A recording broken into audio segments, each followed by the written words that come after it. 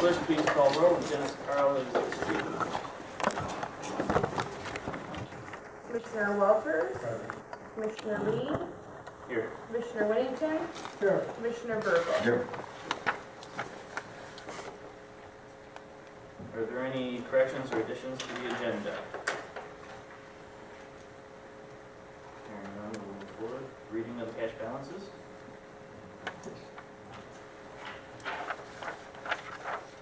$101 general fund, $37,818.78.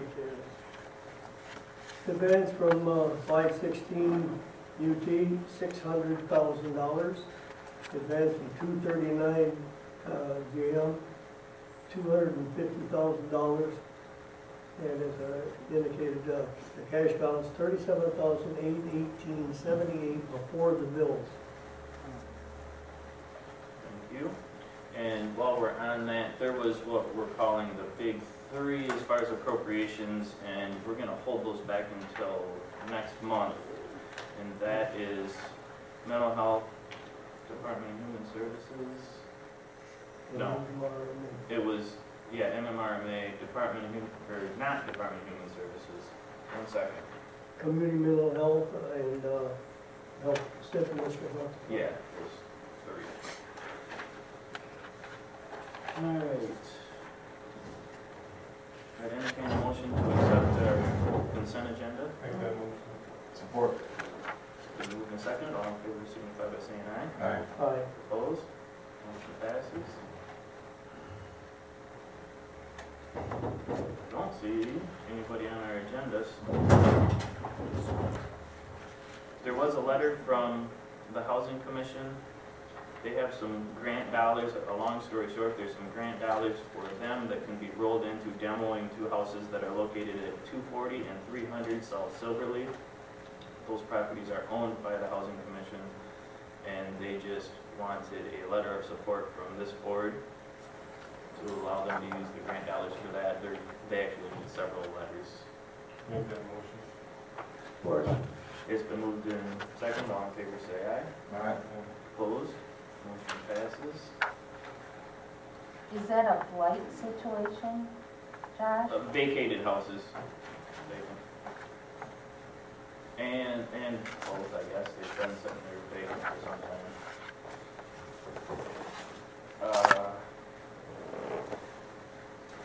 What else should I mention here? Most of you did see a letter that was sent out to the department heads yesterday from Finance Committee. It was a bit lengthy, actually. Nevertheless, the gist of the letter is really that we need to see a 10% reduction from our department heads somehow. And, you know, we're strongly encouraging department heads to get with us. It's taken us years to get into the situation where we're at, but it can't take us years to get out of it, unfortunately. And Neil is strongly advising us to really encourage our department heads to sit down with us and try to work out some reductions. His alternative is really that at our next board meeting, he's going to have some personnel reductions based on seniority if we can accomplish this. We've been working on this for several months and we've had a little success. And again, we're all in this together, but we just need to figure out. Should we take a day and all of us sit down and whoever wants to come, like a Friday, and go through it and take the day and plan the day? I don't mind. It'd be nice if more than a third of the people were here on Friday. Friday's not a good day. That'd be a good day when most people don't have their offices open and stuff too. Yeah. But we're open for anything. Terry and I have talked about this repeatedly. We are open-minded to any suggestions or recommendations. You know, we've tried to sit down with different people multiple times with very little success with where we can save, what we can do. And again, this is everybody. You know, this has went on for many years. There's been multiple different boards here with different decisions made. We just need to fix this over the next few years. but we all need to work together to do it, so.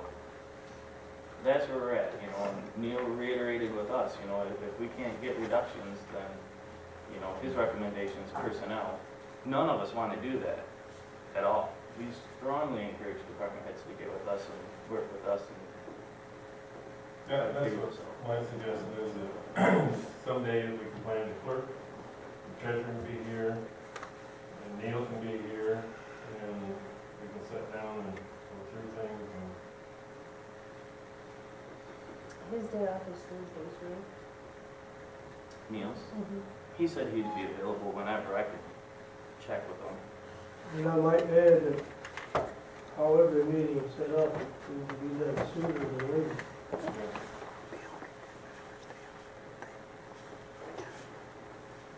Why don't, Can we look at a date, and I just think we need to do that. You know, sit down and everybody come in and dialogue, you had so many minutes to take and express your point, and I think everybody can find out really what's going on. For the public, and, So committee of the whole then? yeah. we can schedule a committee of the whole with Neil. I just need to work around his schedule a little bit, like Laura said. He has other obligations, but he's pretty committed to helping us out also, so. Let me get with Neil and see, and I'll get with Carmen and she can get with you guys, see what's best for them. Don't you think that's a good idea? Absolutely. Like I said, Terry and I have been racking our brain trying to figure out, you know, what's best and how to handle this, and we're really trying to make sure that whatever we do is the right decision. I think we've held back more than what maybe Neil would like us to, but we're trying to do the right thing here. And I think that way it takes the full board involved, and it's just not two people that's taking the money. I'll get set up. I saw Leo walked in, so I might as well talk a little bit. I had some notes here. And maybe, Leo, if you want to just explain what happened with our evacuation on Right Off Drive, so the board knows what that process was. Okay. Saturday afternoon, about 1:45, I received a phone call from the county commissioner, road commissioner, that Radoff Drive, they had been monitoring the situation out there for a number of days, and that morning he had went out there, measured the water level, had went back about 11 o'clock, measured it again, and then he measured it again when I met him out there at 1 o'clock. In that time frame, from 8 o'clock in the morning until 1 o'clock in the afternoon, the water levels had risen over 8 inches.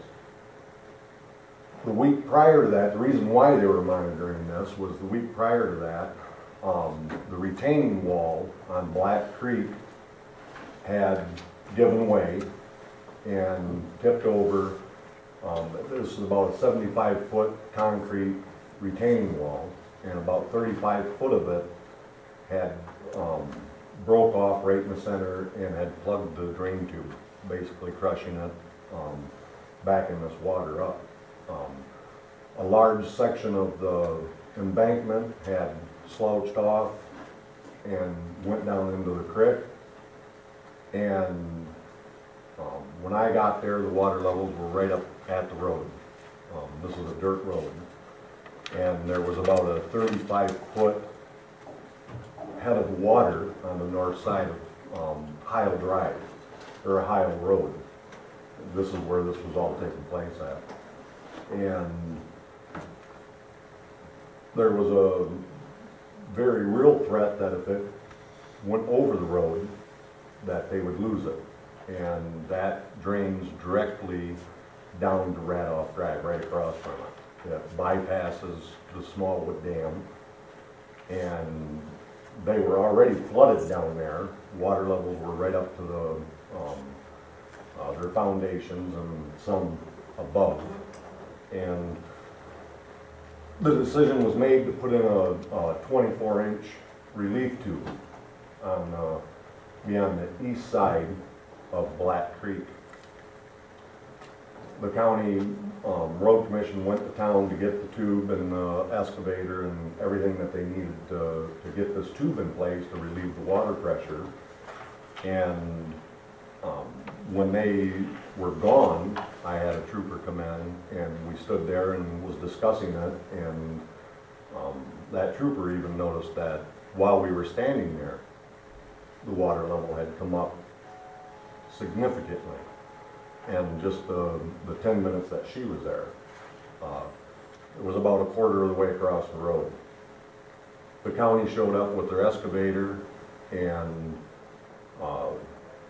the tube hadn't been delivered yet, the material to put the tube in hadn't been delivered yet, and the water was already halfway across the road, starting to drain across. Everybody knows roads are crowned, and once that water level goes over and starts washing that away, it's not going to be long and that road would have been gone.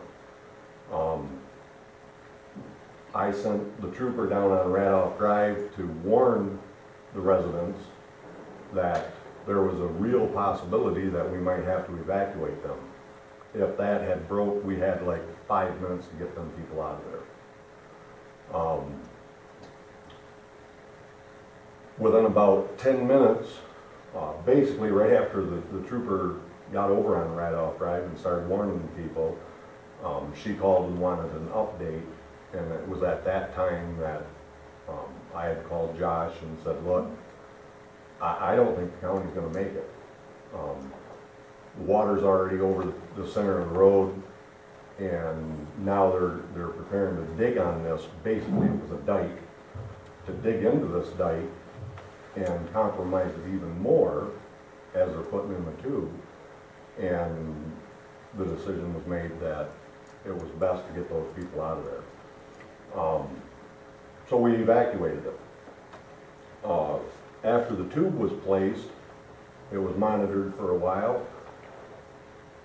The 24-inch tube wasn't relieving the water fast enough. It was still rising.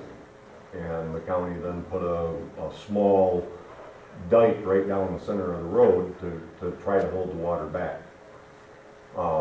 because it was still rising. I went back out there, talked to the road commissioner, and the decision was made to install a second tube on the west side to try to relieve the water pressure and the water levels.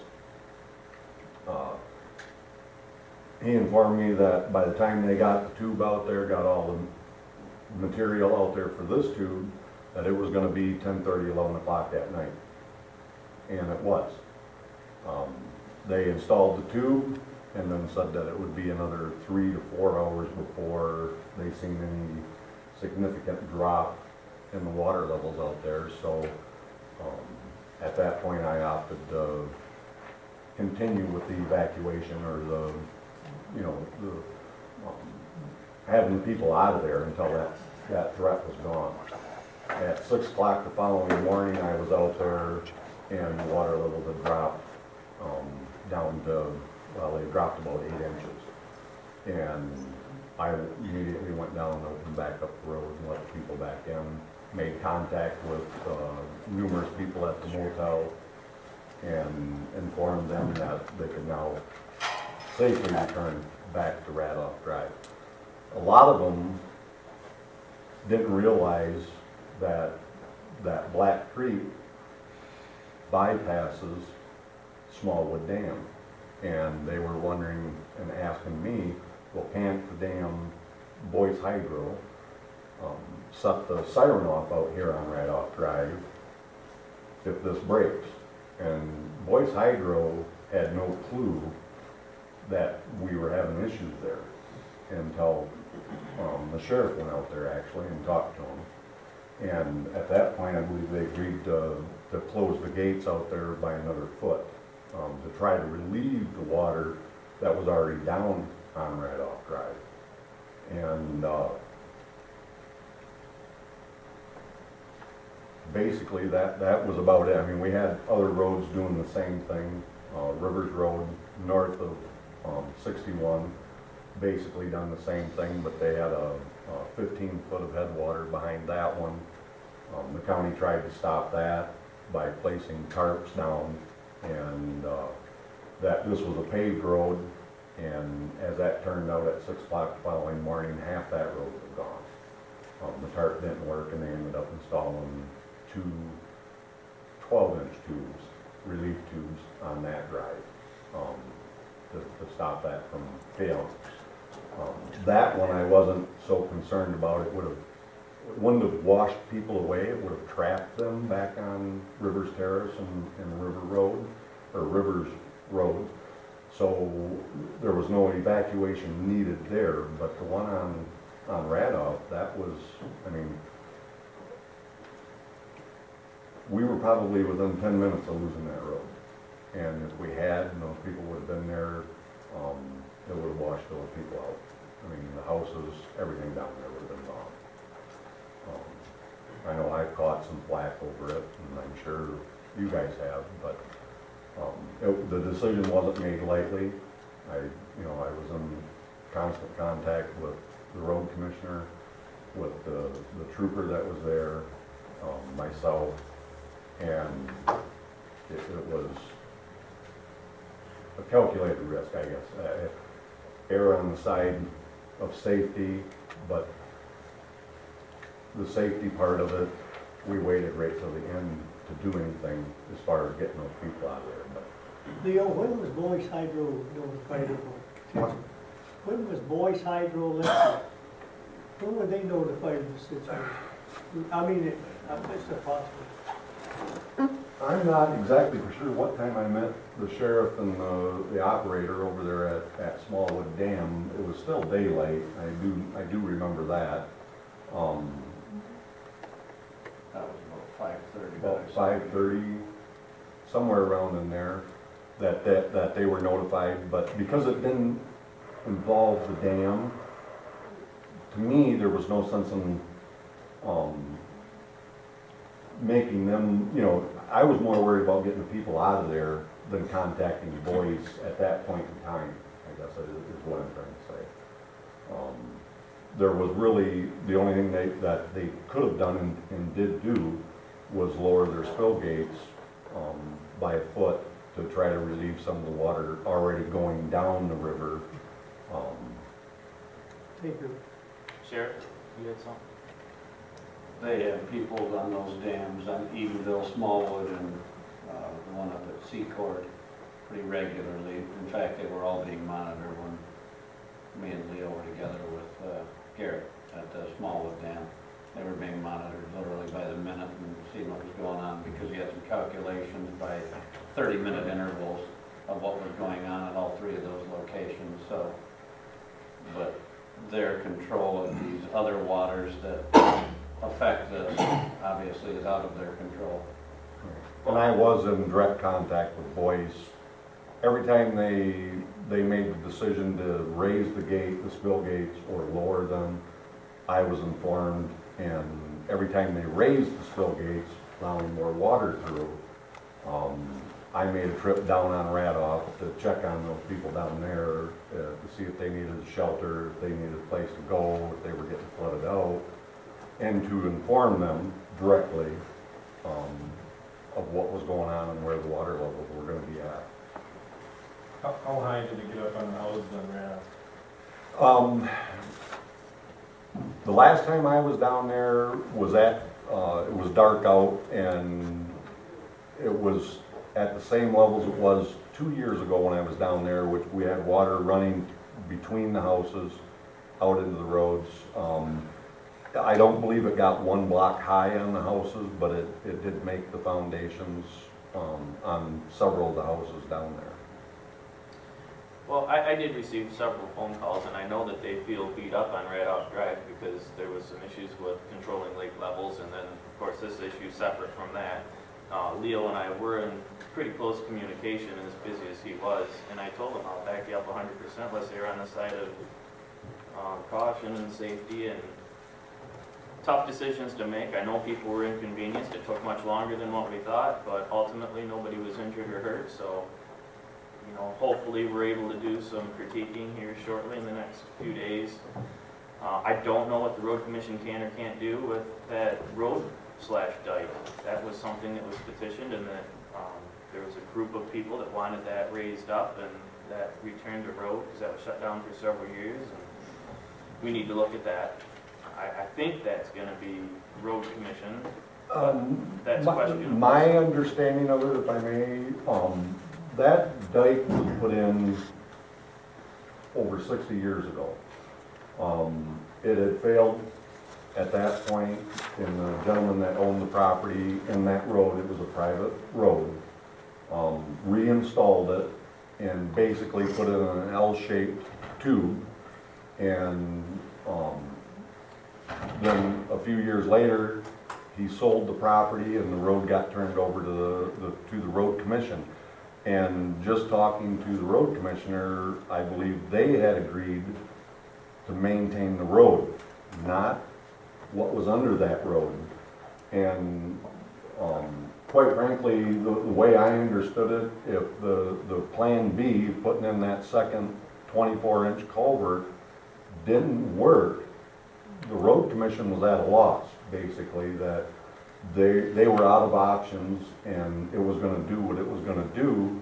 And when it was all done and said, they were going to put in a 24-inch or 48-inch tube and cover it up, and that would have then became a creek again, and that impoundment of water wouldn't be back there. Is that something the drain commissioner can look at? I can take a look. I'm not familiar with the area he's talking about, but I don't think my drain goes down there that far. So. But I can give you some history on it after the meeting if you, if you have just a minute. So. And if I may, as far as the water levels go on the lakes, I was in direct contact again with Boyce on the water levels and why they were being lowered and why they had to be lowered. In a nutshell, Secord Lake was full, and Smallwood was, the embankment there was full.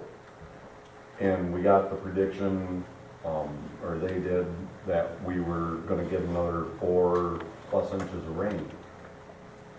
That rainwater has to go somewhere, and people have to realize that north of Secord, that goes all, the Tittawassee runs all the way up into West Branch with no stops.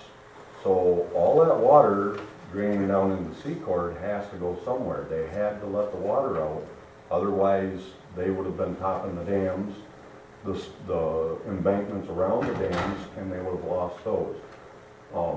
I know that there was talk that with one gentleman out there on Radoff that they checked and they were only supposed to lower the water levels 3/8 of an inch in a 24-hour period. That in a sense is correct, but my understanding, talking to Boyce, was when there's ice on the lakes, they can only raise or lower the water level by 3/8 of an inch in a 24-hour period, because if they done it anymore, the ice would bust up and it wouldn't be there, and it would be a danger to everybody. But once that ice is gone, then they have to do what they have to do in order to save the dam, basically is what it amounts to. The water that was being spilt, and I heard this, you know, from a couple of the people, was they're making money, they're generating electricity. Yeah, they generated electricity, they're generating it right now, and they've got the spillway out on Secord shut right off. But they're still generating electricity.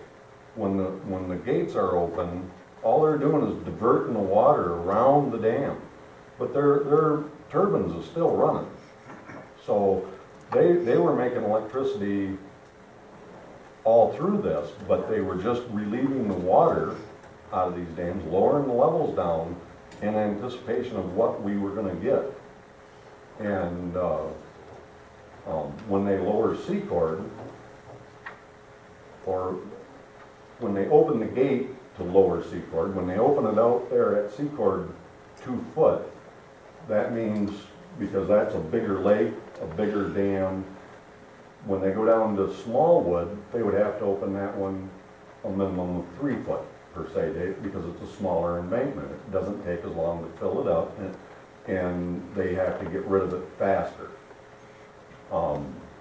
And at the highest count, I believe the gates were open down on Smallwood, a total of 11.25 foot.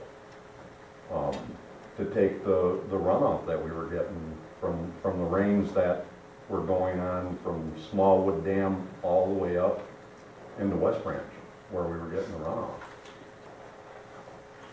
I don't think we ultimately do, you know. Yeah, they were tough decisions, we will critique them. Lots of phone calls and lots of upset people. And lots of time up and awake, and running around in the county, because that wasn't by any means the only roads that were being threatened. I've lived up in Buttman for over 13 years now. I've never heard of Lynxview getting washed out. Lynxview got washed out. Water was running right over the road. The tube couldn't handle it that had been there. And quite honestly, Bard Road out near the south of Gashi Road was the same way. I've heard of the water being up to Bard Road, but never across, not like it was. I mean, I drove right into it. There was fog, it was dark, and I didn't see it till I actually got into it. And probably 150 foot of Bard Road was underwater because of the runoff. Thank you. I did somehow skip over public comments. Are there any public comments before we move on with the meeting? From anybody?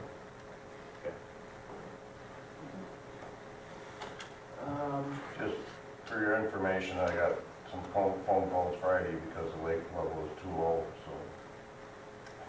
That had to be Secord and Smallwood? Yeah, Lakes, okay. so, I mean, it was just a concern, I guess it wasn't a complaint as much, but you can call Boyce, and I said, well, you know, they're awful busy right now, really nothing you can do, but, in our case at Chapel Dam, obviously, we thought we had the water pretty well under control, and it was actually starting to go down a little bit on the lake, and then it started rising again. It was coming up about 1 inch an hour. And it was getting kind of serious, very serious. Higher than Galen had ever seen it. He's been there since '97, so he missed '96. But we knew something was going on. As it turned out, it was like Leo said, it was overtopping Bard Road, and up to that point, the bridge on Bard culvert was holding back, acting as a dam, and then once it overtopped that, then our water started rising. So it was a pretty serious situation all the way around. And for those, I don't know how many people on Radoff complained, but they'll be very thankful for what was done, because it could have been very serious down there. It could have been, and you know, like I said, I supported Leo's decision. He talked to me about it, and you know, when I talked to those people, nobody knows the flow rates or how quick that'll get down there exactly, or what the effect would be. We've not done the study, but it's our job to try to figure out how to keep that from happening again, and we'll work on that. Sheriff? Bob very well may have received some calls as far as lake level assessment. One thing to keep in mind is that the optimal water level was not going to be reached until midnight Friday to 2 a.m. Saturday morning from their information from the Boyce Hydro folks and the operators. So those were done as a preventative measure, number one. Number two, I saw what Leo saw because we crossed paths out there several times. And if those folks on Radoff didn't want to be evacuated, tough. Because guess what? I'm the one charged with recovering their bodies when they're there, and you know that. In fact, it looked very similar when Commissioner Walters was a sheriff. That's what it looked like, and I know he's seen it before. So, good call, Leo. Yeah. And that's all there is to that, if you're getting calls. he made the right call, that's all there is to it. Thank you. And I think Boyce, you called, notified me, you know, they did the right decision when they lowered the lake pumps.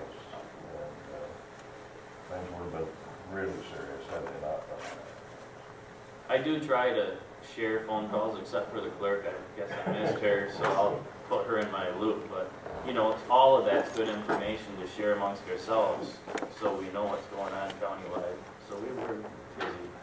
So, And during the storm, I was getting complaints up by Sugar Springs that I was letting too much water out, so, and that's an overcrest dam, so basically we don't have any control over that.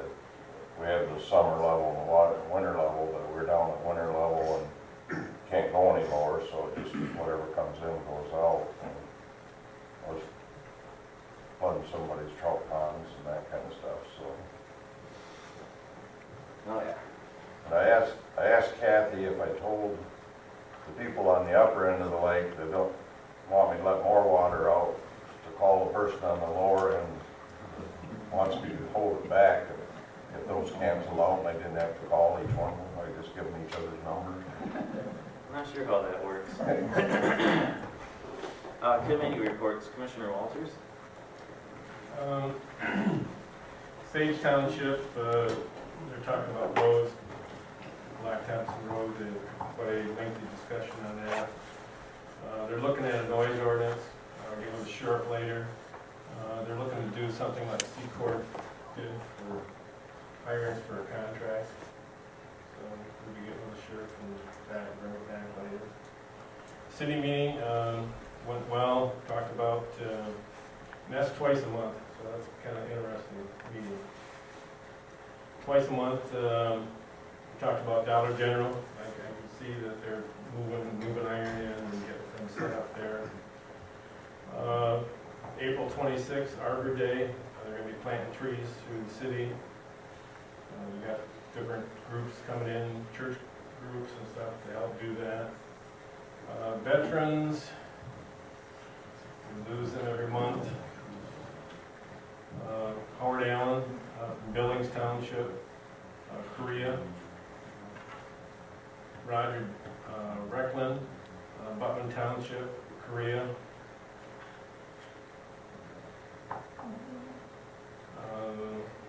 Eric Kartajah, he's Korea. It doesn't say what township it's from. Gordon Roller, Beaverton Township, World War II. Richard Crawford, Buckeye, Korea. John Karanis, City Gladwin, Korea. And our thoughts go up to the people in Boston and everything that happened today. That's all I have, Mr. Chairman. Thank you, Commissioner Walters. Commissioner Virgil. Got a list, but I won't take much time. The Michigan Northern Counties Association will continue to discuss the revenue sharing policy of Lansing. $42 million is what, it's below what was forecast and projected to be. Beaverton City meeting, no, nothing of any. Mayor Fry is not running for re-election. She announced it officially Monday night. The Human Services Coordinating Committee, well attended, 24 people present, but no issues of that are noteworthy to the commission. The Central Michigan District Board of Health, I will pass on the information about our revenue, our money to them. Zoning Board of Appeals, there were 3 appeals that we worked on, and I left the airport budget and financial information on, Terry and I attended that last week, and Mike had asked us to pass them on. So you have, there's a copy I put a copy on Dennis's desk over here. So, and that's it. Okay, thank you. I do want to add on the airport, so I don't forget, I just signed the lease agreement this morning for the Thunder on the Strip, Oh. which is pretty standard.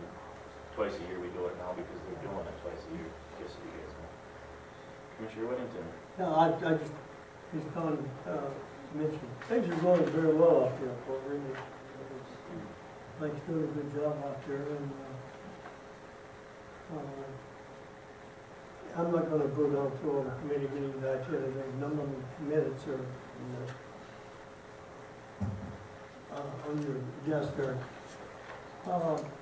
There was one thing I was going to mention, on this letter, from Jenny grant to the union, that's just an FYI, nothing different. It was board meeting, correct? Not that I know Okay, finance matters. Carrie Jones, District Court, has taken a job with DHS. For her contract, it allows for payments of unused vacation and 50% of sick allowances with 5 years of service. The total payment of $7,353.81 will come from 101-136-706-000 once approved. Support. It's been moved and supported, all in favor say aye. Aye. Aye. Opposed? Motion passes. Number 2, with the vacancy listed above, the Finance Committee is making a recommendation not to fill the vacancy and that the following budget amendment is done to take the funding out of the budget. 101-136-706-000, $12,177. Line 101-136-720-000, $6,631. Line 101-891-969-000, for a total of $18,808. And I'll make that motion. Support. It's been moved and supported, all in favor say aye. Aye. Opposed? Motion passes. Number 3, Morris has requested that an additional resolution be signed to allow the transfer of current staff in and out of closed B divisions. All new employees after January 1st, 2013 will not be allowed to transfer into these groups. Only the employees prior to 12/31/2012. And I would make that motion. I support that. It's been moved and supported, all in favor say aye. Aye. Opposed? Motion passes. Number 4, the 280 fund is set to appropriate $80,000 to general fund in the 2013 budget. The funding is not available, so the money will need to be appropriated from the 216 fund. A motion is needed to allow the treasurer and the clerk to make the appropriate budget amendments to move $80,000 due from the 280 fund to the 216 fund so that the appropriation can be made to general fund. And I would make that motion. Support. It's been moved and seconded, all in favor signify by saying aye. Aye. Opposed? Motion passes. Number 5, Mike Brubaker, 911 Director, has requested that 2 dispatchers be allowed to attend critical thinking training in Lansing on May 3rd, 2013. Total cost is $298 for the training, approximately $100.70 for lodging plus meal costs. All charges to come from line 282-000-804-001 once approved. And I will make that motion. Support. It's been moved and supported, all in favor signify by saying aye. Aye. Opposed? Motion passes. DHS has requested that the county transfer the entire 2013 appropriation to Midland County. The Finance Committee is recommending that the board wait until we receive accounting from Midland County as requested. And I would take that motion. Support. And I will comment on that real quick. the treasurer and Neil both have requested the accounting on that, so we get it. We're not going to transfer or nothing at this point, so it's been moved and supported. All in favor, signify by saying aye. Aye. Opposed? Motion passes. Finally, it is the recommendation of the financial coordinator to not allow for the payment of per diem and mileage for the veterans volunteer. This authorization came from the Veterans Committee to the Finance Committee for a $25 per diem for each day work and mileage each day they commute to work. A motion is needed to approve or deny the request. I was asking Terry about this, what the function of that volunteer was, and the necessity for it, and I don't believe we're talking about substantial amounts for the money. No, it's, the person is very knowledgeable, he's 100% disabled. He comes in on his own time and takes and helps Jenny when she's not there. Very knowledgeable. And we discussed that in the committee, the Veterans Committee. They said they thought that was only feasible because this person is donating their time, and at least we should pay gas money for that person to come in.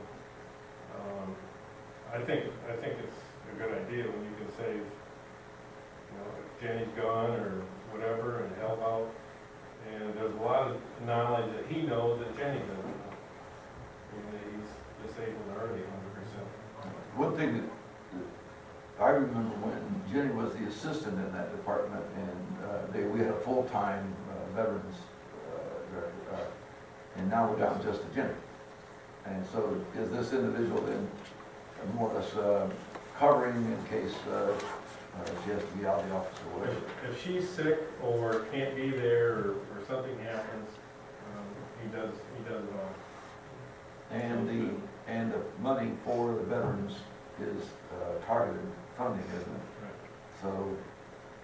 And if you can get somebody to work for nothing, Yeah. just pay for the gas. Well, I tell you, in finance, I'll just say this. Of course, anytime you talk about veterans, you always do everything you can to help them. But the discussion that came up, and it was, I thought it was legitimate, was the fact that they are volunteers. And we were just debating among ourselves. Does this apply to all volunteers? That's what we were running into. Oh, I see. I just would have it just apply to that. What I would recommend at this point is to have Jenny come to our next finance, so we can look at this, because one of the problems we'll have is if we do this for one set of volunteers that are volunteers, do we have to do that for all of them? And then secondly, if we didn't budget the money for that, we budgeted for mileage. And So, it doesn't have line item here, and I know before they were doing this with Mr. White, when she was gone, he was doing this, and they were paying, and I think she brought it to our attention just to take and make sure she'd been doing this, and it's still okay. So it's been a past practice, but. it's the Veterans Committee and all the volunteers, we appreciate all of them and we need them. We just need to figure out a good way to account for it and to make sure that we're not opening Pandora's door also. So let us look at that again. So put laying on the table till. And it's in the minutes, I have the minutes here, and it was supposed to come from, maybe Laura knows, 293-000-860. Special fund mileage. Is that mileage? And that's what the committee voted to do, so. Let's take it to committee and hash that out a little bit. If that's all right with everybody. Okay. That's in my report. And then I had a few more things besides our multiple committee meetings that Terry and I have been to. There's been some question on animal control and a couple things, the census and also our ordinance. And I just wanted to make some pointers to the board and see if you guys have any questions, concerns. But last year, animal control was called out on roughly 1,126 calls. 108 of those, there was tickets issued for no license and or proof of rabies shots. Going back to that, rabies shots, they're relatively important for health. But what we need to be careful of is, are we doing our census for rabies shots, and is that the way the public's viewing it, or are we doing it strictly and only for revenue? So we need to be mindful of that, and we do know that health is a big portion of that. In 2010, there was 4,272 licenses, and in 2013, 3,094. And to date, we're down an additional, year-to-date, 650 so far. I don't know, going back, if we was up in the 5,000s or 6,000 dogs. I don't know that. But looking at those numbers, it does make me wonder where we're at with, rabies and, how many dogs we have out there that are running free that may not have had their shots, so. It is state law. Right. One reason that that number is beginning to fall is because the census has knows the dollar per dog type thing, the cost of going around the rural areas. There are not many people that are interested in conducting the census, and as a consequence, that's one reason why it's dropped. And The census wasn't done last year, though. what was that? The census wasn't done last year. We don't know that it's been done for several years. No, it has been done. It hasn't hit all the counties. Right. It's kind of a township for base, but, and we do notice an increase once it's been done. If it's not checked, then I ain't gonna get my license. Well, and that's the exactly what they attitude. say. If he comes and gives me a ticket, I'll get it done. In Beaver, in fact, they had a little bit of a situation where the census was done from a desktop, that kind of thing. But the suggestion of raising it to $2, the suggestion of perhaps using it as an employment for young people or whatever, these are all positives, and maybe that would resolve the issue and get an accurate count, which we have no clue right now, but the number really is. So That was one. I just wanted to throw some numbers out at you guys for that. And then also the ordinance, changing it from a misdemeanor to a civil infraction. There was just a couple pointers that I picked up on. I talked with district court and Jim. Moving it from a civil infraction, or to a civil infraction, one, it's non-criminal, so it's not a criminal offense anymore if we were to do this. We're hoping that there's less time in jail because it's a civil infraction, it's not a misdemeanor. Hopefully, there's less court time unless it's contested. We don't know what those numbers would be.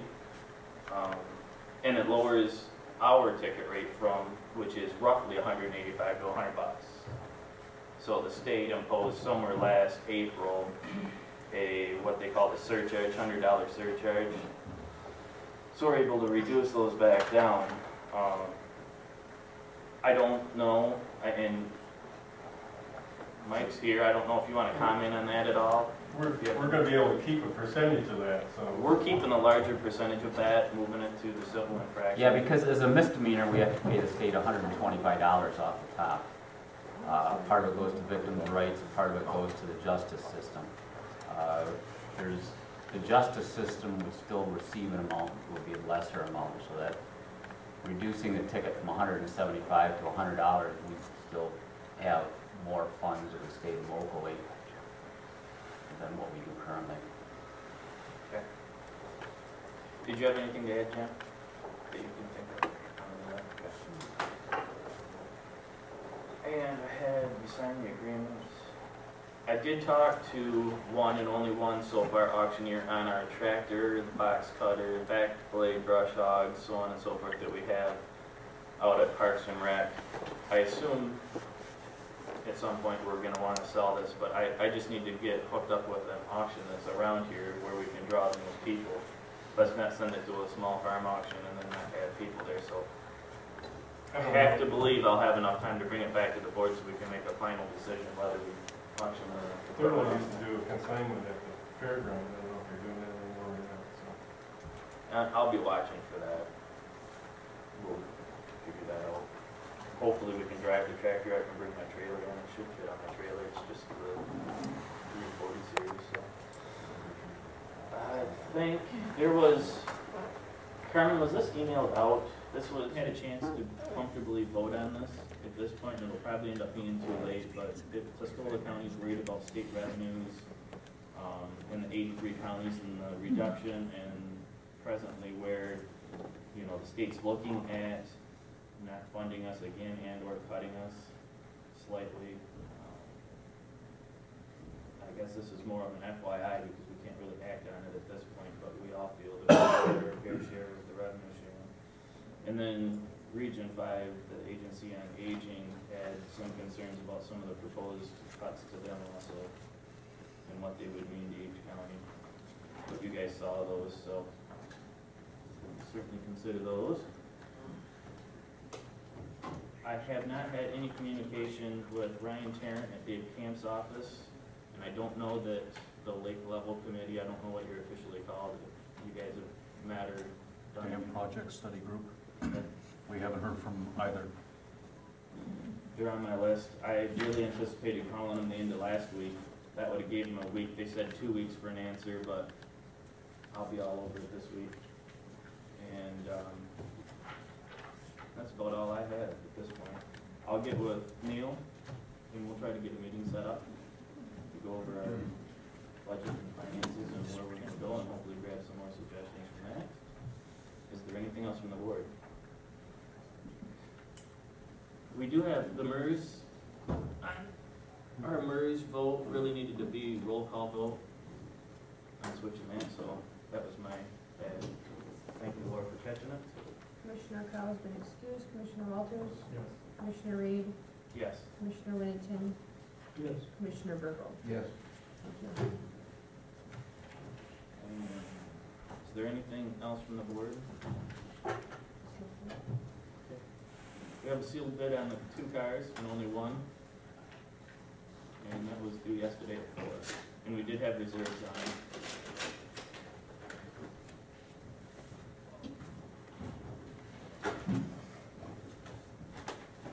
You bid on both of them.